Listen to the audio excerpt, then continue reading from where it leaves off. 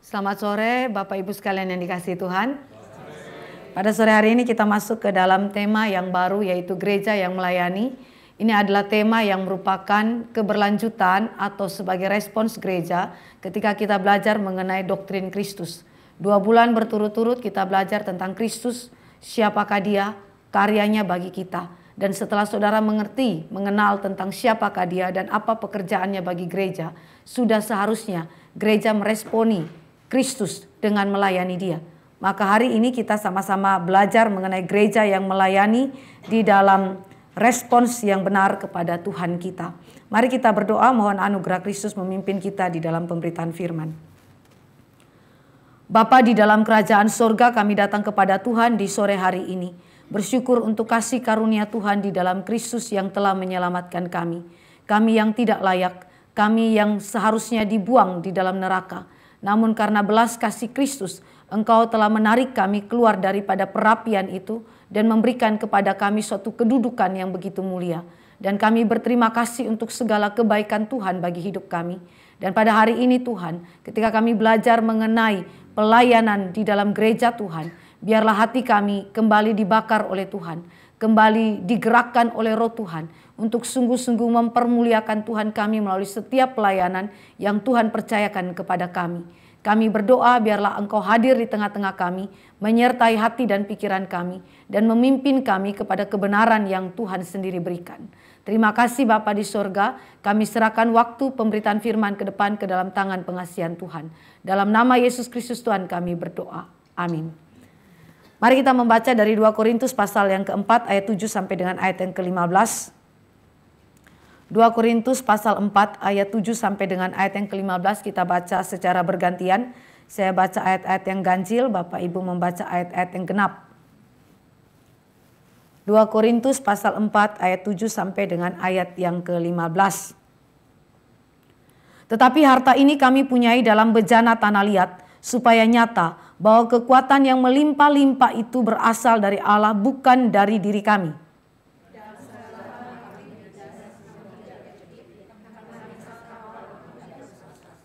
Kami dianiaya namun tidak ditinggalkan sendirian, kami dihempaskan namun tidak binasa.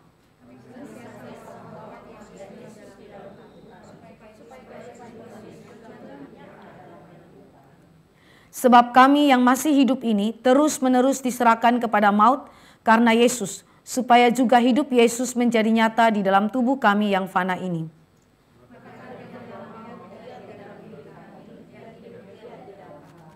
Namun karena kami memiliki roh iman yang sama, seperti ada tertulis, aku percaya sebab itu aku berkata-kata, maka kami juga percaya dan sebab itu kami juga berkata-kata.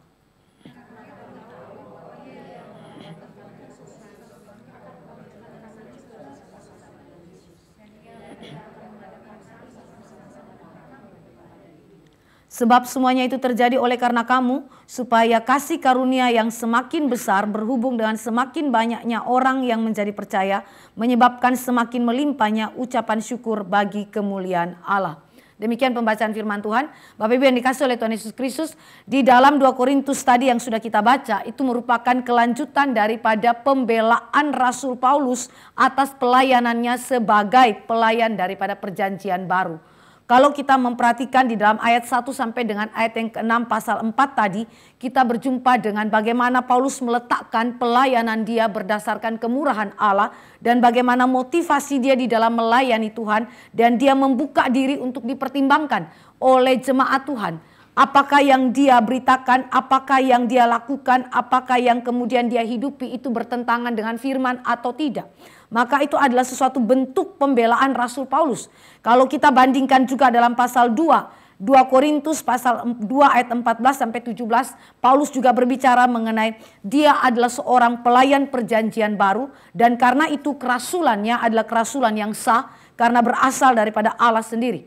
Nah, di dalam pembelaan itu Paulus menyebutkan dalam ayat 7 sampai dengan ayat yang ke-15 berbagai kesulitan dan tantangan yang dihadapi oleh Rasul Paulus di dalam pelayanan dia.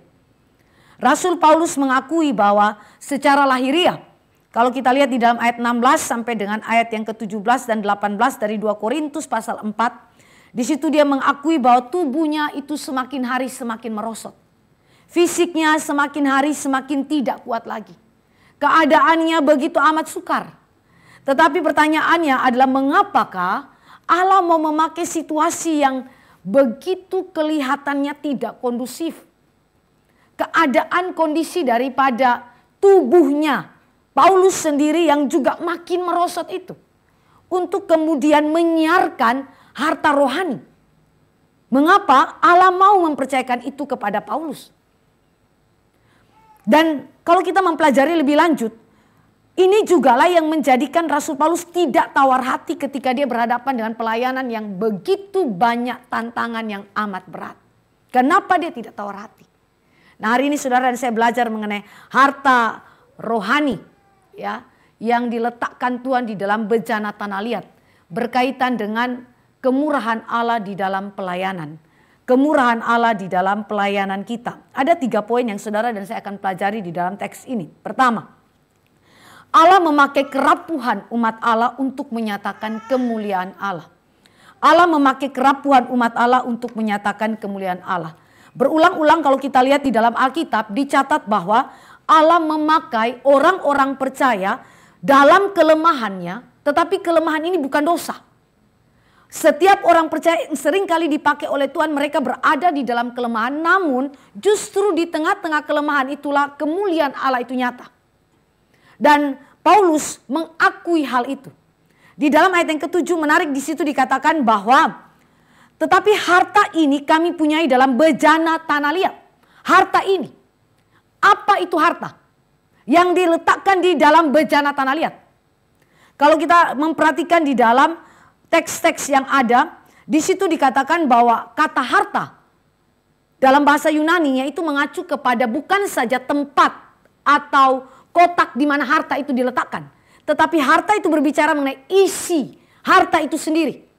Nah, di dalam ayat 3, pasal 3 ayat yang ketiga, kemudian dalam pasal 4 ayat yang ke-6b, dan kemudian pasal 4 ayat yang ke-4 dan di dalam ayat yang ke-6 kalau ibu-ibu baca, di situ kita akan ketemu apa harta yang diletakkan di dalam bejana tanah liat.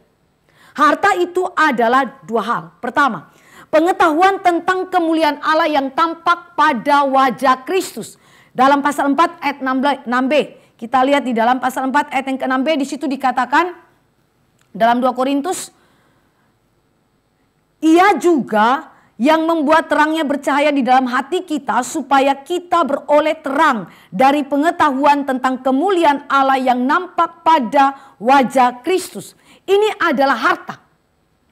Harta yang ditaruh di dalam bejana tanah liat. Harta itu berkaitan dengan pengetahuan tentang kemuliaan Allah. Yesus Kristus berkata, tidak ada seorang pun yang datang kepada Bapa kalau tidak melalui aku. Maka itu berarti pengenalan kepada Allah Bapa, kepada Allah Anak, kepada Allah Roh Kudus harus melalui satu-satunya jalan, yaitu Yesus Kristus.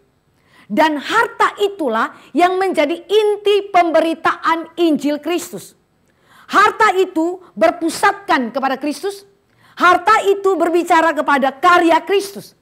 Jadi sederhana sekali, apa yang dimaksudkan dengan harta yang dipercayakan kepada bejana tanah liat?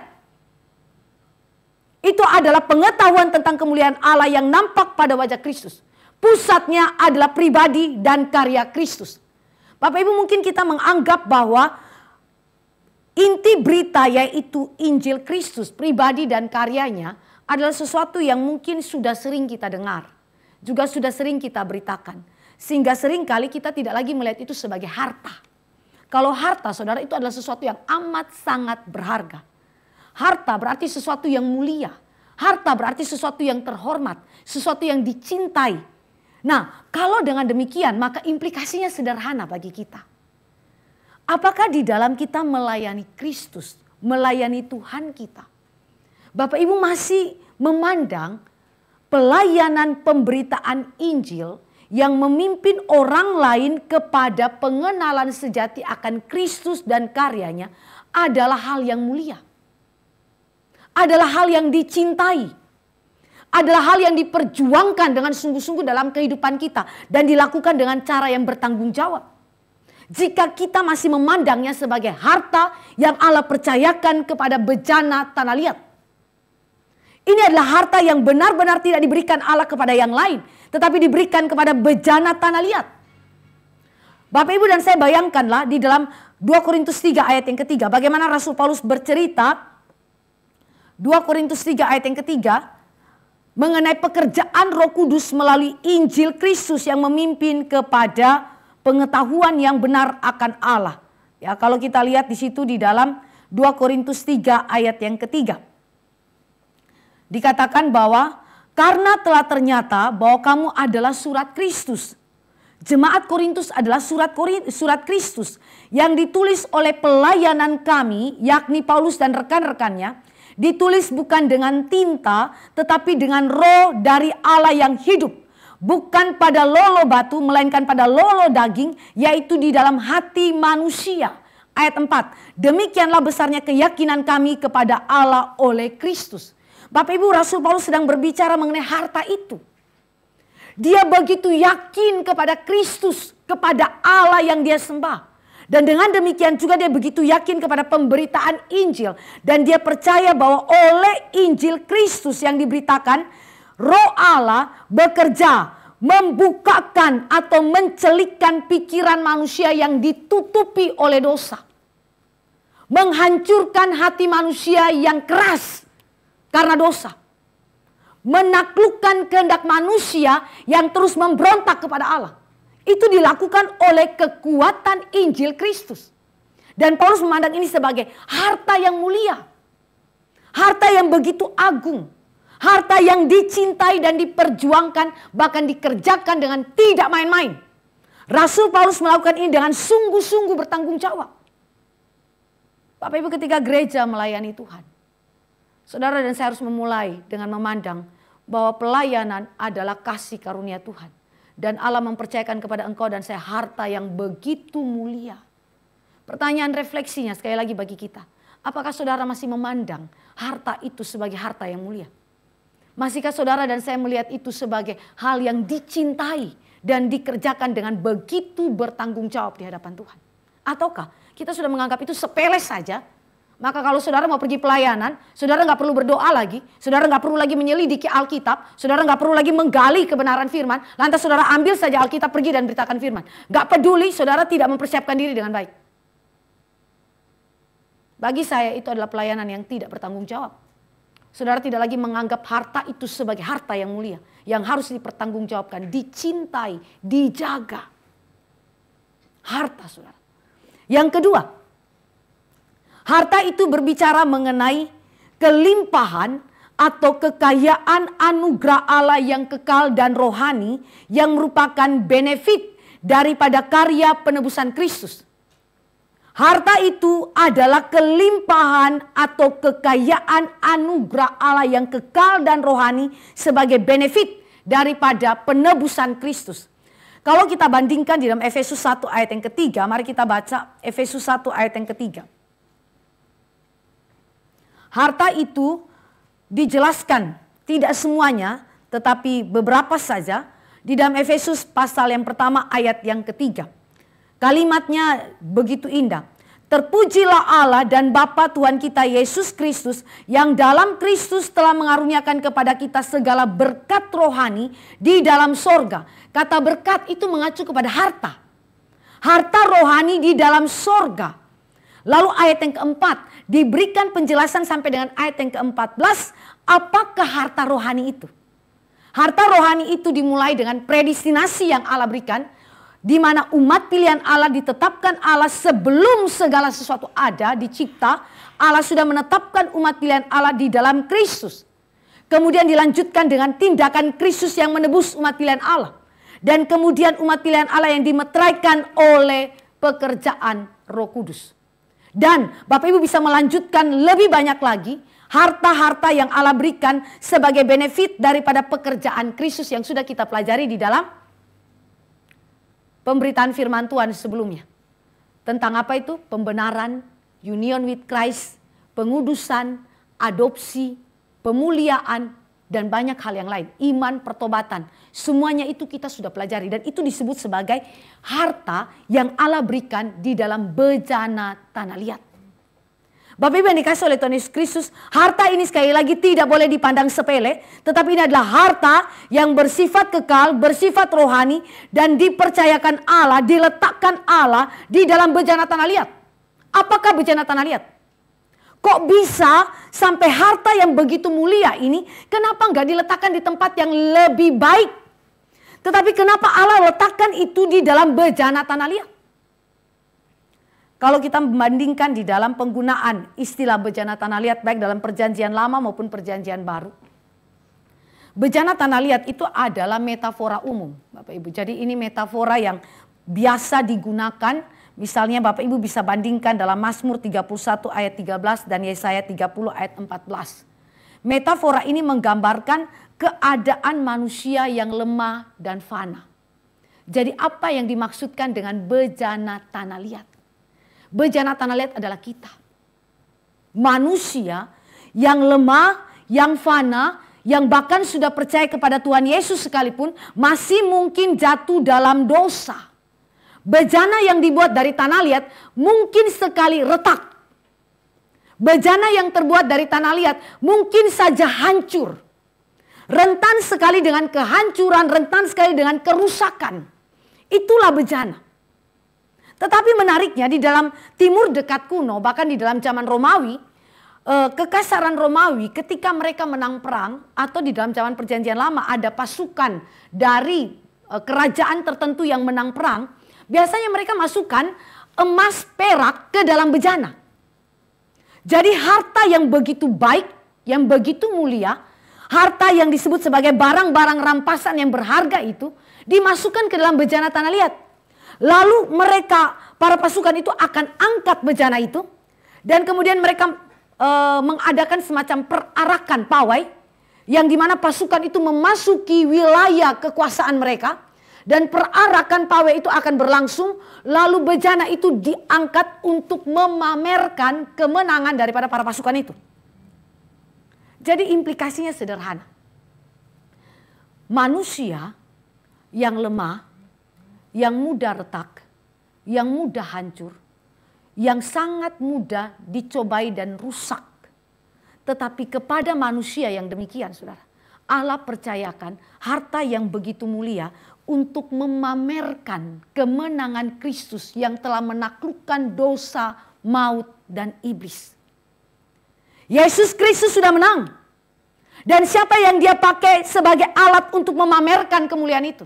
Orang percaya. Orang percaya yang macam mana? Mereka lemah. Mereka hanya hidup sementara. Mereka fana. Mereka masih mungkin jatuh dalam dosa. Mereka sangat mungkin retak oleh karena begitu banyaknya pencobaan. Mereka begitu banyak mengalami kesukaran demi kesukaran. Namun wadah inilah yang dipakai Tuhan untuk memancarkan kemuliaan Allah. Alat yang dipakai Tuhan untuk memberitakan kemenangannya kepada bangsa-bangsa. Sehingga pelayanan, saudara harus lihat sebagai kehormatan yang Allah berikan.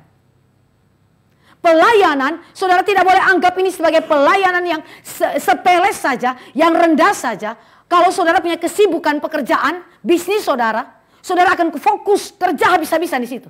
Tapi bagaimana dengan pelayanan dalam gereja? Bukankah bisnis adalah pelayanan? Bukankah gereja juga di dalamnya kita melayani? Bukankah di dalam keluarga juga ada pelayanan? Sehingga seharusnya kita memberi diri, tentu kita bukan manusia super yang bisa begitu luar biasanya mengerjakan semuanya dengan luar biasa sempurna, tidak. Tetapi saudara lihat bahwa skala prioritas kita di dalam pelayanan adalah sama dengan saudara melayani dalam gereja, dalam keluarga, sama dengan kalau saudara melayani di dalam pekerjaan kita. Saudara fokus, saudara konsentrasi, saudara bertanggung jawab, saudara mengerjakannya dengan sungguh-sungguh. Mengapa? Karena pelayanan itu terhormat.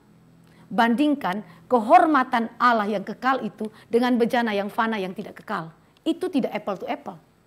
Gak sebanding. Tidak ada kelayakan di sana. Tetapi bagaimana Allah memberikan kepercayaan itu kepada kita. Wadah yang sebenarnya nothing. Tetapi Allah pakai yang nothing itu untuk kemudian menyatakan kemuliaan Allah. Mari kita perbandingkan dengan kehidupan daripada Musa. Ketika Allah memakai Musa, Musa dalam keadaan nothing. Dia bukan something.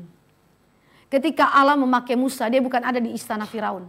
Tetapi dia ada di padang yang dimana dia menggembalakan kambing domba. Dia tidak punya apa-apa. Sehingga ketika Allah panggil dia untuk mengerjakan pekerjaan Tuhan yang begitu besar, dia rasa dia tidak layak. Memang tidak layak. Tetapi siapakah yang melayakkan dia? Allah panggil dia, Allah sampai beri kepada dia suatu kekuatan, dan kepada dia diberikan firman untuk meneguhkan panggilan dia. Mengapa saudara? Karena Musa sadar dia tidak layak, dia nothing.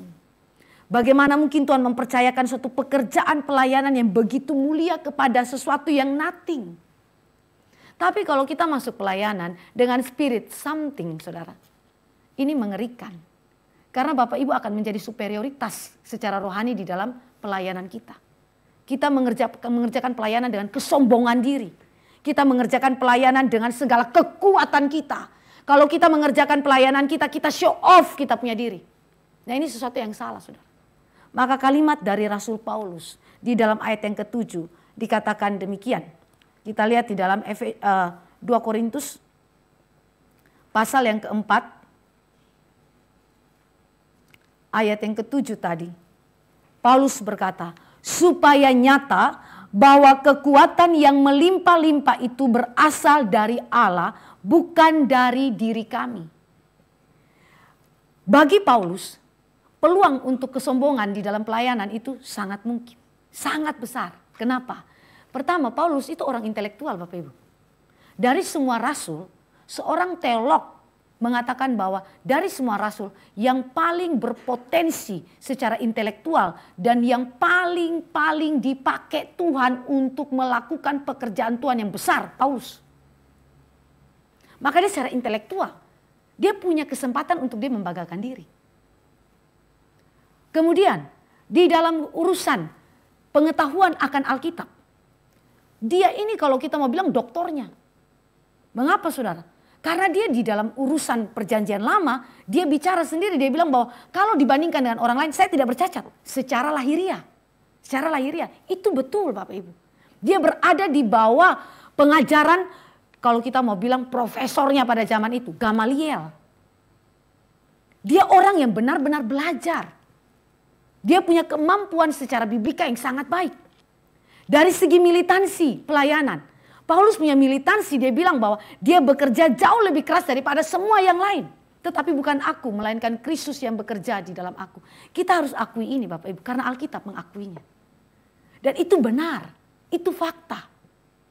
Militansi Rasul Paulus Bapak Ibu bisa lihat ya, dia buka mata jemaat di luar daripada gereja Yerusalem dan gereja Antioquia. Dia buka mata jemaat paling banyak saudara dibandingkan Petrus. Soko guru jemaat. Tetapi orang yang kerja paling keras untuk buka mata jemaat di dalam wilayah-wilayah non-Yahudi itu Paulus. Sehingga kalimat yang mengatakan bahwa supaya nyata kekuatan yang melimpah-limpah ini bukan dari diri kami tetapi dari Tuhan Allah, itu betul. Mengapa saudara? Karena ruang bagi Rasul Paulus untuk membanggakan diri dia sangat-sangat bisa. Tetapi Tuhan mengizinkan Rasul Paulus mengalami begitu banyaknya pergumulan supaya bukan mengandalkan kekuatan diri tetapi kekuatan Allah. Mari kita baca di dalam kalimat Rasul Paulus pasal yang ketiga. Kalimat yang sangat indah, suatu pengakuan akan kekuatan Allah, suatu perendahan diri di hadapan Allah. Mari kita baca di dalam 2 Korintus pasal yang ketiga. Kita baca di dalam ayat yang ke-5 sampai dengan ayat yang ke-6. Di situ dikatakan, dengan diri kami sendiri kami tidak sanggup untuk memperhitungkan sesuatu seolah-olah pekerjaan kami sendiri. Tidak, kesanggupan kami adalah pekerjaan Allah. Ialah membuat kami juga sanggup menjadi pelayan-pelayan dari suatu perjanjian baru yang tidak terdiri dari hukum yang tertulis tetapi dari roh. Sebab hukum yang tertulis mematikan tetapi roh menghidupkan. Bapak Ibu, kata-kata kesanggupan itu berbicara mengenai kapasitas untuk melayani. Kemampuan untuk melayani. Karunia untuk melayani. Itu semua Rasul Paulus katakan itu bukan dari diri kami. Tetapi itu berasal dari Allah saja, pekerjaan Allah saja. Rasul Paulus secara retorika dia sangat baik. Walaupun kita tahu bahwa jemaat Korintus itu mengagungkan Apolos dan memperbandingkannya dengan Rasul Paulus. Tetapi Paulus tidak peduli dengan itu. Rasul Paulus mengatakan bahwa yang paling utama bukan si pengkhotbah. Tetapi yang paling utama adalah Allah yang mempertumbuhkan benih Injil yang diberitakan. Rasul Paulus memberikan kepada kita suatu pengakuan yang rendah hati. Kekuatan yang melimpah-limpah yang kami punya untuk melakukan pelayanan itu Tuhan, bukan kami. Karena itu Bapak Ibu, ketika kita masuk ke dalam pelayanan, kita bukan masuk karena kita punya kapasitas. Kita bukan masuk karena kita punya sejumlah intelektualitas, kita punya sejumlah karunia, kita mempunyai sejumlah bakat yang begitu diagung-agungkan dan dipermuliakan di luar mungkin. Tidak. Allah tidak mengajar kita demikian. Tetapi saudara dan saya masuk di dalam melayani sebagai yang nothing. Gak ada apa-apa Tuhan. Pakai kami bukan karena kami punya sesuatu Tuhan. Tapi karena kami tidak punya apa-apa Tuhan. Itulah pelayan yang sejati. Orang yang benar-benar mengakui bahwa kekuatan melimpah-limpah datang dari Tuhan. Kesanggupan, kemampuan untuk melayani datang daripada Tuhan. Kekuatan ini juga berbicara mengenai hal yang kedua. Yaitu ketekunan dan kesetiaan untuk melakukan kehendak Allah sampai dengan akhir hidup. Ketekunan dan kesetiaan untuk melakukan kehendak Allah sampai akhir hidup. Tadi kekuatan berbicara mengenai kesanggupan untuk melayani. Segala kemampuan yang kita punyai itu datang dari Tuhan. Tetapi yang kedua, ketekunan dan kesetiaan melakukan kehendak Allah sampai akhir. Tidak ada seorang kaliber rohani di dalam Alkitab yang dicatat bahwa mereka bertekun dengan kekuatan mereka sendiri. Tidak ada. Semua orang yang disebut sebagai kaliber-kaliber rohani di dalam kesaksian Ibrani, semuanya menyatakan pengakuan bahwa kesetiaan mereka, ketekunan mereka di dalam iman itu karena Tuhan. Bapak Ibu, kita harus jujur bahwa di dalam pelayanan kita sebagai umat Tuhan, Bapak Ibu dan saya banyak menghadapi hambatan melayani. Gak usah orang lain, dari diri kita sendiri.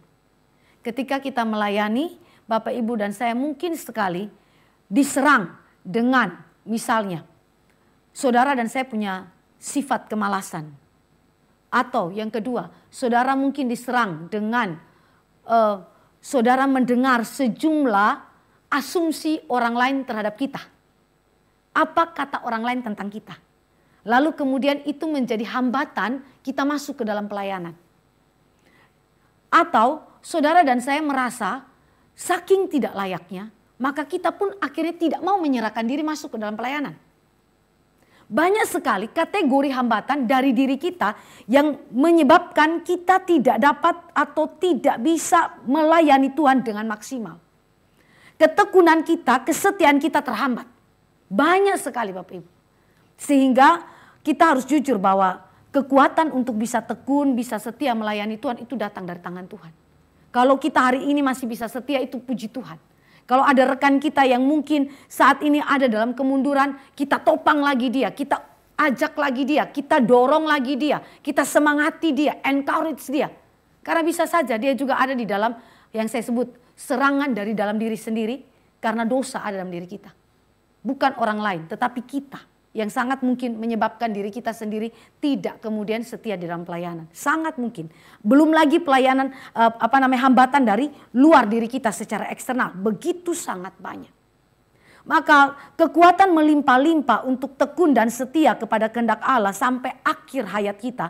Itu hanya mungkin jika Allah yang memberikannya bagi kita. Ketiga, ketekunan yang berlimpah-limpah ini juga berbicara ketekunan di dalam kekuatan melimpah-limpah. Itu berbicara mengenai kemampuan menanggung beragam penderitaan karena Kristus dan Injilnya. Tadi kekuatan berkaitan dengan kesanggupan kita melayani. Kedua, kekuatan berkaitan dengan ketekunan dan kesetiaan di dalam melakukan kehendak Allah sampai akhir.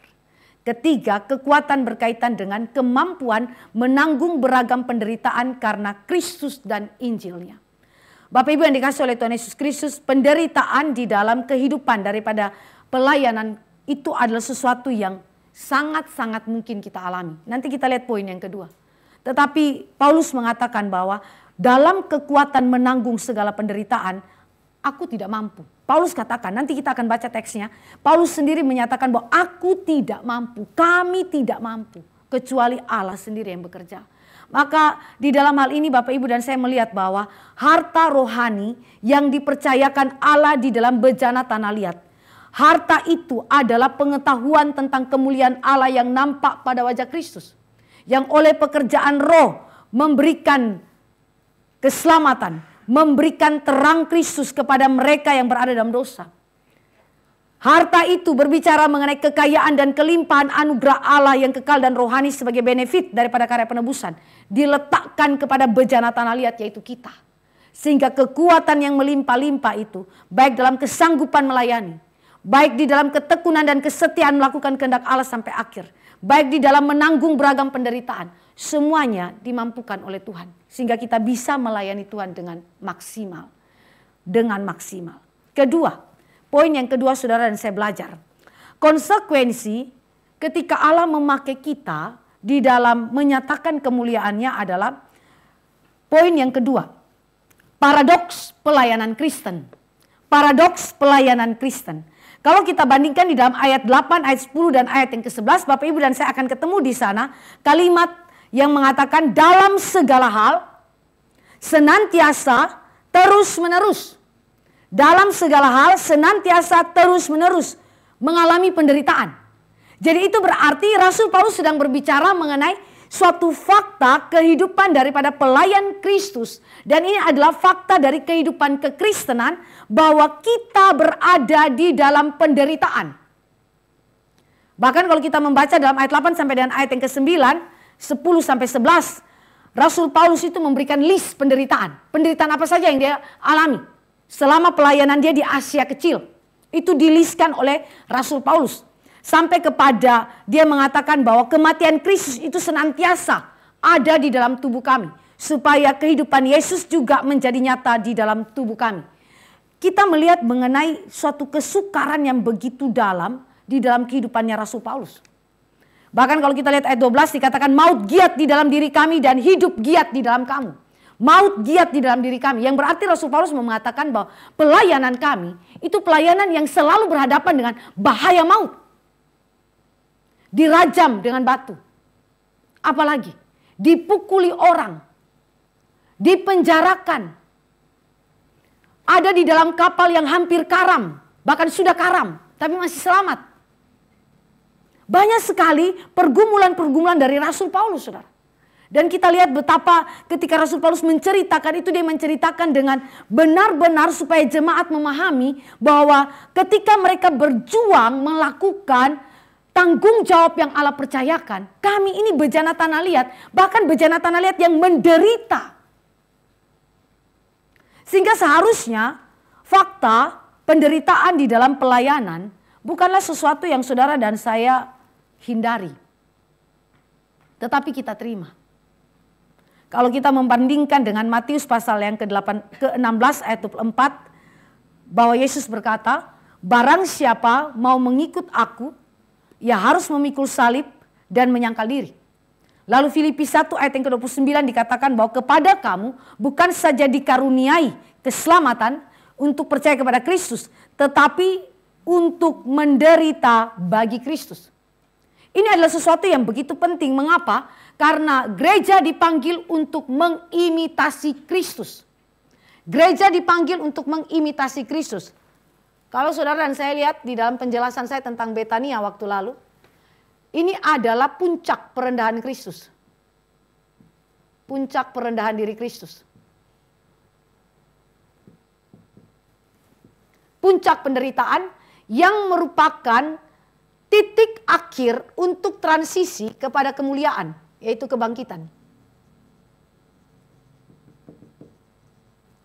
Dan kemudian nanti kenaikan dan seterusnya. Sampai kepada dia datang kedua kali. Namun transisi ini harus melewati jalan salib. Via Dolorosa ini. Kalau nggak ada Via Dolorosa, maka nggak ada kemuliaan. Ya, ini kemuliaan, awal daripada kemuliaan Kristus. Gereja juga demikian. Gereja yang melayani, gereja yang percaya kepada Yesus Kristus adalah gereja yang mengimitasi ini. Tentu kita tidak sedang mengagung-agungkan penderitaan. Seolah-olah kalau orang tidak menderita itu tidak afdol. Enggak begitu. Tetapi penderitaan ini adalah penderitaan yang diberikan Kristus bagi kita. Jenis penderitaan ini bukanlah penderitaan yang kita ada-adakan. Tidak. Tapi ini adalah suatu penderitaan yang diberikan Kristus bagi kita. Ditetapkan Kristus bagi kita untuk kita jalani sebagai umat Allah, sebagai para pelayan Kristus. Sehingga waktu kita mengimitasi ini, maka semua pelayan Kristus pasti mengalami yang namanya penderitaan. Untuk transisi menuju kepada kemuliaan. Jadi kalau kita berhadapan dengan pergumulan di dalam pelayanan, kesukaran, ya, saudara berhadapan dengan misalnya penolakan orang, berhadapan dengan saudara mungkin difitnah, saudara mungkin melakukan hal yang benar tetapi orang lain menganggap itu sebagai ketidakbenaran, Bapak Ibu nggak usah khawatir dengan itu. Yang Bapak Ibu harus pastikan, Bapak Ibu ada di dalam jalan kebenaran atau tidak. Bapak Ibu sedang mengikuti Kristus atau tidak.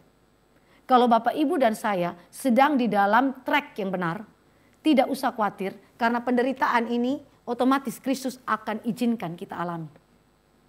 Sehingga kita tidak perlu menjadi mundur, menjadi orang yang akhirnya tidak lagi masuk ke dalam pelayanan ketika sekali lagi orang lain berbicara tentang kita. Atau saudara dan saya berjumpa dengan tantangan-tantangan yang lain. Bapak Ibu bisa mendefinisikan itu menurut Bapak Ibu punya pergumulan masing-masing. Sehingga di dalam hal ini sekali lagi kita menemukan adanya paradoks penderitaan. Namun paradoks ini nggak cuma sampai di penderitaan doang. Tetapi ada yang saya sebut dengan penghiburan. Di mana ada penderitaan, di situ ada penghiburan Allah. Yang memungkinkan Paulus bahkan Yesus Kristus sendiri kuat menanggung penderitaan itu. Bayangkan kalau cuma penderitaan Bapak Ibu nggak ada penghiburan. Kolaps kita. Kita nggak akan bertekun sampai akhir saudara. Kita akan menjadi seperti murid-murid yang lari dan meninggalkan Tuhan Yesus dan mengkhianati Yesus. Tetapi bersyukur kepada Tuhan karena ada penghiburan. Ini yang saya sebut dengan paradoks. Di mana ada penderitaan oleh karena Injil Kristus dan iman kita kepada Kristus. Di situ Allah hadir. Allah menyatakan penghiburan yang berlimpah-limpah bagi umat Allah. Mari kita baca di dalam 2 Korintus pasal yang pertama.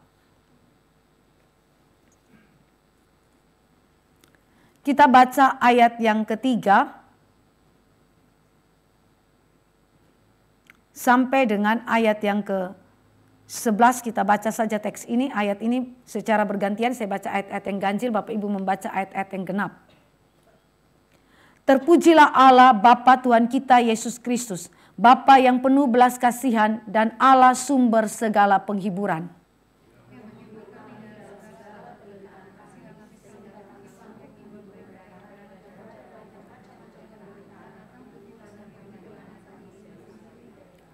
Sebab sama seperti kami mendapat bagian berlimpah-limpah dalam kesengsaraan Kristus, demikian pula orang oleh Kristus kami menerima penghiburan berlimpah-limpah.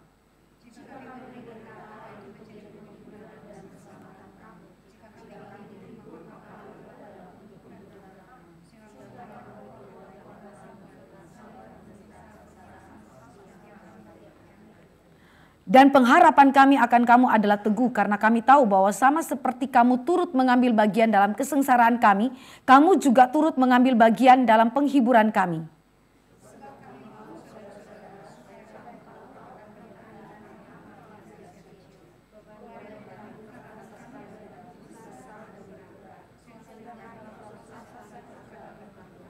Bahkan kami merasa seolah-olah kami telah dijatuhi hukuman mati, tetapi hal itu terjadi supaya kami jangan menaruh kepercayaan pada diri kami sendiri, tetapi hanya kepada Allah yang membangkitkan orang-orang mati.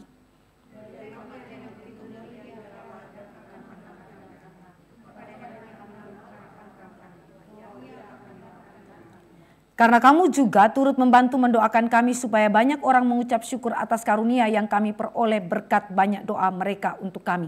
Bapak Ibu lihat di situ ada 3 kelompok yang disebutkan oleh Rasul Paulus berkaitan dengan pengalaman penderitaan. Yang pertama dia sebut siapa? Kristus. Kelompok kedua siapa? Paulus dan rekan-rekannya. Kemudian kelompok ketiga, kamu. Yaitu siapa? Jemaat. Bapak Ibu lihat ini. Paulus mau kasih tahu bahwa kita semua harus mengimitasi Kristus. Tetapi bukan cuma penderitaan yang kita mengimitasikan Kristus. Tetapi juga penghiburan dari Allah Bapa. Sebagaimana aku mendapat bagian di dalam kesengsaraan Kristus yang berlimpah-limpah. Begitu juga aku mendapat bagian dalam penghiburan yang berlimpah-limpah. Maka ini adalah hal yang sangat penting dalam kehidupan kita sebagai orang percaya. Itu sebabnya ketika Rasul Paulus memberikan list, daftar ya, penderitaan yang dicatat, ada 4 kali dia sebutkan berbarengan. Namun tidak, namun tidak, namun tidak, namun tidak.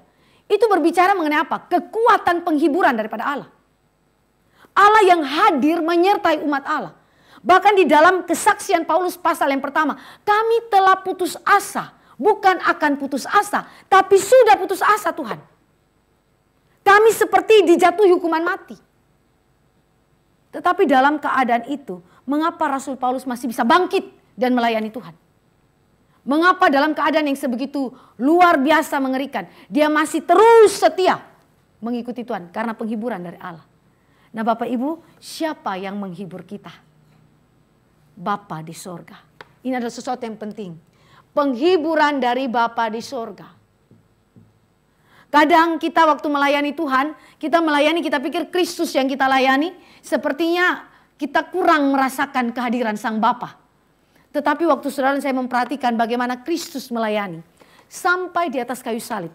Yesus berkata kepada para muridnya di dalam Injil Yohanes. Dia bilang begini, kamu semua akan meninggalkan aku. Pada hari di mana dia ditangkap dan diadili secara tidak adil. Kamu semua akan meninggalkan aku. Termasuk Petrus, kamu akan mengkhianati aku. Tetapi Bapakku di sorga bersama-sama dengan aku. Aku tidak sendirian. Mengapa? Karena Bapa di sorga menyertai aku. Bapak Ibu, itu satu kekuatan iman yang luar biasa. Penghiburan daripada Tuhan yang luar biasa. Kadang-kadang waktu kita di dalam pelayanan, mungkin rekan pelayanan kita tidak mengerti kita. Mungkin suami atau istri kita tidak mengerti apa yang kita lakukan. Dan kita seringkali mungkin berada di dalam kesendirian. Seperti Kristus mengalami kesendirian ketika kita belajar menaati kehendak Tuhan. Tapi Allah berkata, engkau tidak sendiri. Ada Bapa di sorga yang menyertai dan memberikan penghiburan bagi kita. Maka ini sekali lagi memberikan kepada engkau dan saya suatu pengharapan bahwa kita tidak akan hilang lenyap iman kita. Kita tidak akan hancur oleh penderitaan itu walaupun kita hanya bejana tanah liat saja. Mengapa? Karena Allah kita memberikan penghiburan. Kuasa Kristus yang terus hadir dalam kehidupan kita. Yang dimana menguatkan engkau dan saya menjalani perendahan ini. Menjalani salib kita untuk nanti memasuki kemuliaan. Di sisi yang lain, penderitaan yang demikian merupakan kesaksian iman Rasul Paulus dan rekan-rekannya kepada jemaat Tuhan. Bagaimana mereka melihat kuasa kebangkitan Kristus. Kuasa kemuliaan Kristus di dalam hidup para pelayan Tuhan. Melalui penderitaan Bapak Ibu. Melalui penderitaan. Disitulah umat Allah, jemaat Tuhan belajar melihat. Ketika mereka hampir mati, mereka enggak mati. Kalaupun mereka mati, mereka masih punya pengharapan. Itu membuktikan kepada kita bahwa jemaat Tuhan melihat kesaksian yang hidup daripada hidupnya Rasul Paulus dan juga rekan-rekan. Maka ketika kita ada di dalam penderitaan dan Allah memberikan penghiburan bagi kita, kegunaannya bukan untuk diri kita sendiri. Tetapi kegunaannya juga bagi umat Tuhan. Menjadi saksi bagi umat Tuhan. Bagaimana Kristus bekerja di dalam kehidupan kita. Bagaimana Bapa di sorga menghibur kita. Itu menjadi kesaksian yang kuat. Sehingga kalau kita lihat ketika Paulus memberitakan firman secara verbal. Secara non-verbal kehidupan daripada Rasul Paulus itu mengkonfirmasi kebenaran firman.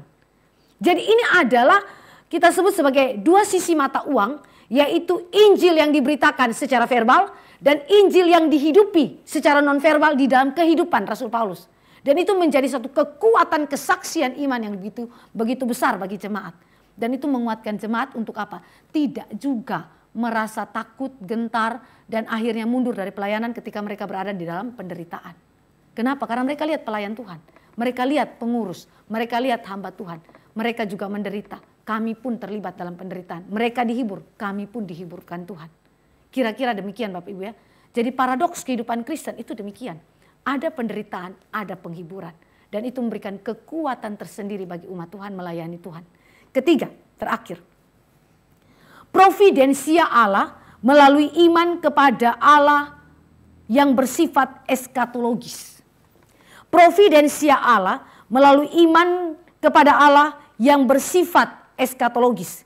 Kalau kita memperhatikan di dalam ayat selanjutnya, pasal 4, kita lihat di dalam ayat yang ke-13. Di situ dikatakan, namun karena kami memiliki roh iman yang sama seperti ada tertulis, aku percaya sebab itu aku berkata-kata, maka kami juga percaya dan sebab itu kami juga berkata-kata. Ini adalah kalimat pengakuan daripada Rasul Paulus yang mengatakan bahwa pelayanan Rasul Paulus adalah pelayanan yang lahir daripada iman dia kepada Yesus Kristus. Seorang pelayan Tuhan bukan hanya menyatakan firman, tetapi dia meyakini firman. Dikatakan kami percaya, maka kami berkata-kata. Ya, itu berarti iman yang diyakininya itu yang diberitakannya. Kita bukan seorang pelayan yang hanya memberitakan kebenaran firman tanpa mengimaninya, tanpa menghidupinya. Ini adalah suatu bentuk manipulatif. Pelayanan yang hanya memberitakan firman tetapi tidak mengimani firman itu manipulatif. Pernah tidak Bapak Ibu merasakan bahwa dalam pengalaman pelayanan Bapak Ibu memberitakan firman tapi Bapak Ibu sendiri rasa kayaknya ragu terhadap firman itu?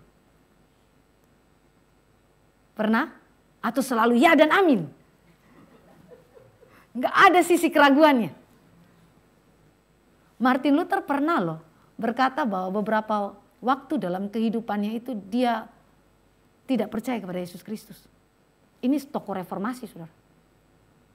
Setelah dia reformasi ya, bukan sebelumnya. Kalau sebelumnya wajar-wajar aja ya. Tapi ini sudah bertobat, dia sudah benar-benar diubahkan Tuhan, dia menjalankan reformasi. Tapi ada satu pergumulan eksistensial dalam hidup dia, di mana dia seperti Thomas yang meragukan tentang Kristus. Sehingga menuntut bukti dari Tuhan. Tetapi itu bukan karena suatu keraguan yang manipulatif atau palsu. Suatu bentuk keraguan yang palsu itu Bapak Ibu biasanya menarik kita jauh dari Tuhan. Tapi kalau keraguan yang lahir daripada hidup orang percaya, biasanya dia akan menarik kita kepada Kristus. Keraguan Thomas itu Bapak Ibu bukan membuat dia jauh dari Kristus, tetapi mendekatkan dia kepada Kristus.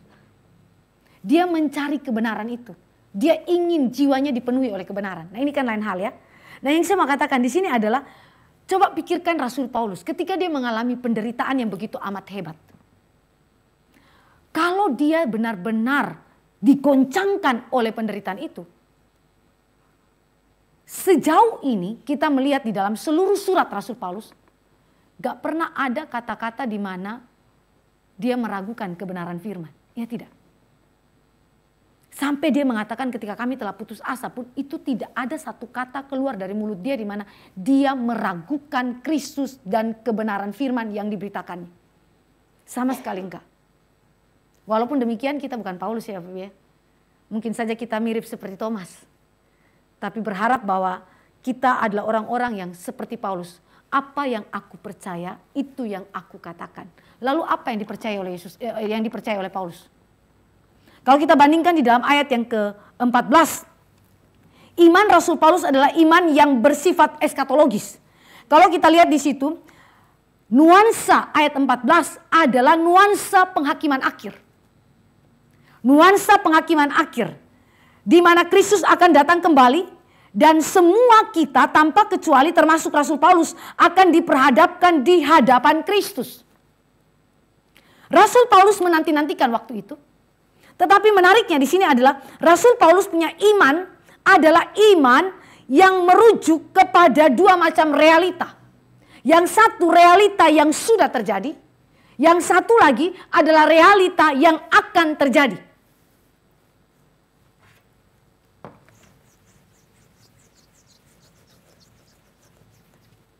Kita bicara mengenai iman Paulus ya. Iman yang berdasarkan realita. Realita kepada apa yang terjadi di masa lalu.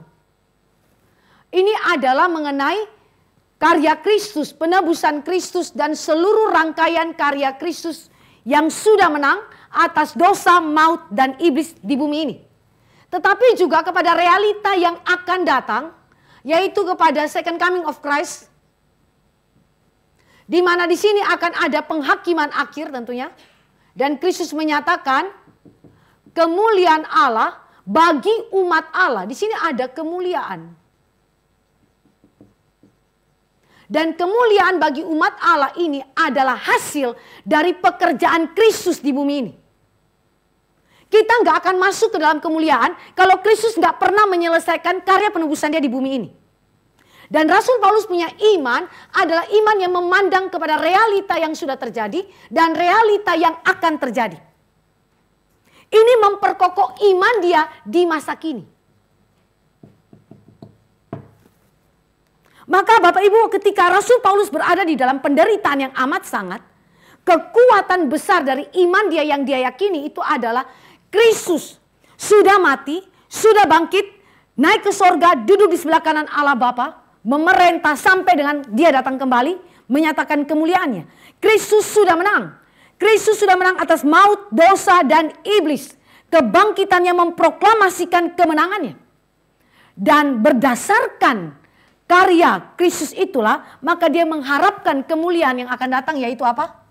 Kebangkitan tubuh. Kebangkitan tubuh orang-orang percaya. Berdasarkan kebangkitan Kristus sendiri.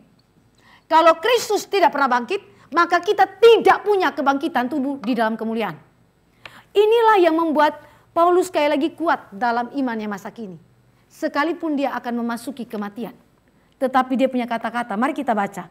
Di dalam 2 Korintus pasal 4 ayat 16 sampai ayat yang ke-18. Kenapa dia tidak tawar hati? Sekalipun dia berhadapan dengan kematian. 2 Korintus 4 ayat 16 sampai ayat yang ke-18.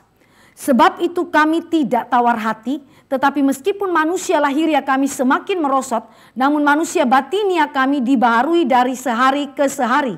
Sebab penderitaan ringan yang sekarang ini mengerjakan bagi kami kemuliaan kekal yang melebihi segala-galanya, jauh lebih besar daripada penderitaan kami. Sebab kami tidak memperhatikan yang kelihatan melainkan yang tak kelihatan. Karena yang kelihatan adalah sementara, sedangkan yang tak kelihatan adalah kekal. Apa yang Paulus sedang bicarakan? Pengharapan. Pengharapan imannya. Pengharapan imannya yang dibangun di atas dua macam realita ini. Yang sudah terjadi already and not yet. Yang akan terjadi. Bapak Ibu yang dikasih oleh Tuhan Yesus Kristus. Kita sebagai manusia gak bisa berjalan sendiri tanpa pengharapan. Orang yang hidup tanpa pengharapan sebenarnya dia sudah mati. Karena setiap kita membutuhkan pengharapan. Persoalannya, pengharapan apakah yang membuat kita itu bisa tetap hidup dan menikmati kehidupan kita serta melayani Tuhan?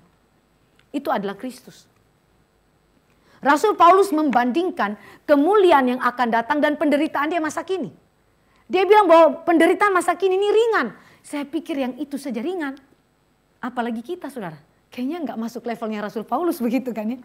Paulus bilang, aduh itu saja kau mengeluh. Begitu mungkin kira-kira kalau Paulus ketemu kita ya. Karena penderitaan yang kita alami ini tak sebanding dengan Paulus. Tetapi begitu pun Paulus bilang penderitaannya dia ringan loh. Waduh ini saya bilang ini orang dewasa rohaninya luar biasa. Tak sebanding dengan kita lah. Bahkan kita hamba Tuhan pun gak sebanding dengan Rasul Paulus. Nanti besok-besok kalau kita ketemu Tuhan Yesus di sorga. Upahnya Rasul Paulus beda dengan kita. Karena memang levelnya lain Bapak Ibu. Walaupun kita sama-sama diselamatkan. Nah jadi kalau kita lihat hal ini Bapak Ibu, prinsip kerja Allah dalam kehidupan kita orang percaya sama dengan apa yang dikerjakan di dalam kehidupannya Rasul Paulus. Apa yang membuat saudara punya pengharapan? Ketika Bapak Ibu ada dalam penderitaan, di dalam keluarga, di dalam pekerjaan, dalam pelayanan, dalam beragam bidang hidup kita. Bapak Ibu tidak bisa tidak, saudara harus lari kepada Kristus. Kalau nggak ada Kristus Bapak Ibu, kita itu seperti suatu bangunan yang dibangun di atas pasir.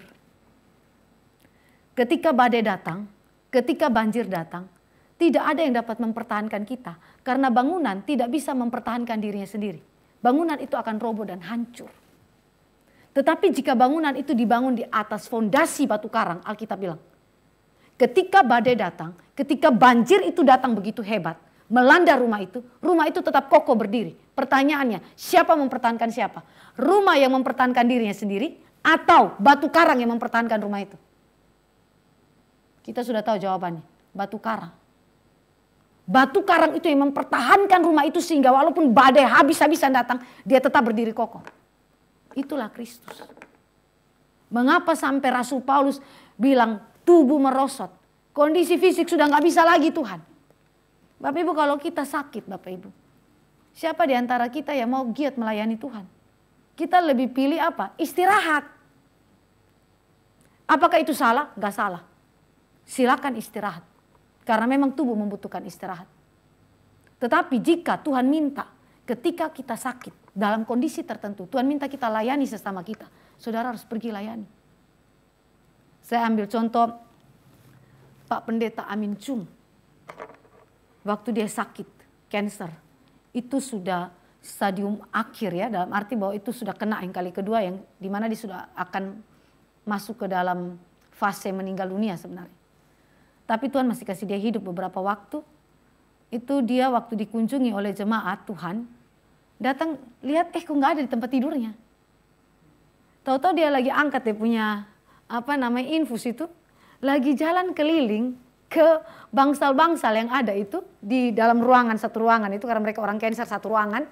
Dia pergi satu-satu pergi penginjilan.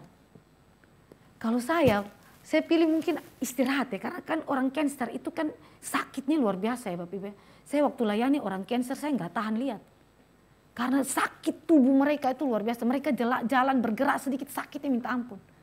Tapi ini Pak Amin Chung bawa dia punya infus sendiri pergi keliling. Itu jemaat layani beritakan Injil. Sehingga waktu dia meninggal Bapak Ibu tahu berapa yang hadir? 1.000 lebih orang yang hadir. Karena dia rajin sekali melayani. Secara personal itu dia pergi dan layani siapa saja. Bahkan orang yang jual buku di Pasar Senen sana. Tahu Pak Amin Chung. Dia pergi layani. Ya itu gara-gara kan dia punya buku kan diambil juga untuk dijual di sana begitu kan. Entah dengan cara bagaimana nggak ngerti lah ya. Pak Tama yang tahu ceritanya begitu. Akhirnya dia pergi search di sana, cari di sana, ya dia injililah orang-orang di sana. Nah, apa yang saya mau katakan? Ada kondisi tertentu yang dimana Allah minta kita itu kerjakan pekerjaan Tuhan yang menurut kita, aduh Tuhan ini impossible. Secara kebertubuhan kita nggak kuat Tuhan. Tapi Tuhan minta kita kerjakan. Nah ini siapa yang kasih kekuatan Bapak Ibu? Kalau bukan ini, realita ini saudara. Pengharapan ini yang membuat engkau dan saya kuat menjalani seluruh pelayanan yang Allah berikan kepada kita. Kalau enggak, semua para pelayan Tuhan yang dicatat di dalam PL dan PB, mereka akan kolaps dan mereka tidak akan setia sampai akhir. Kalau tidak ada pengharapan kepada Kristus.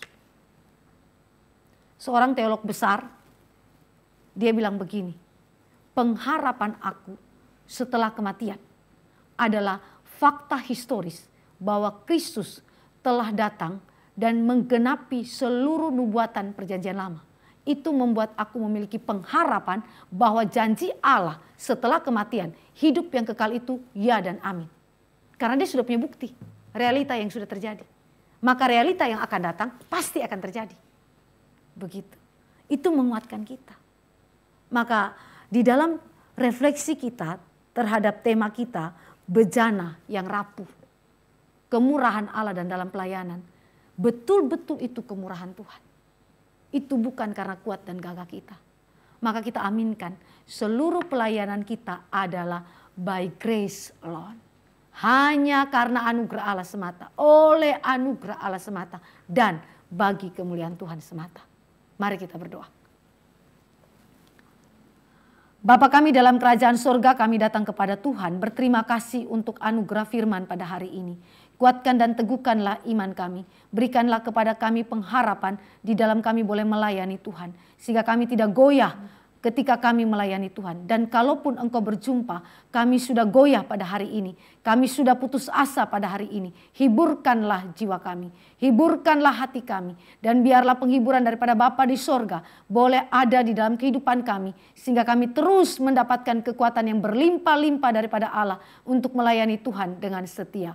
Di dalam nama Yesus Kristus Tuhan kami berdoa. Amin.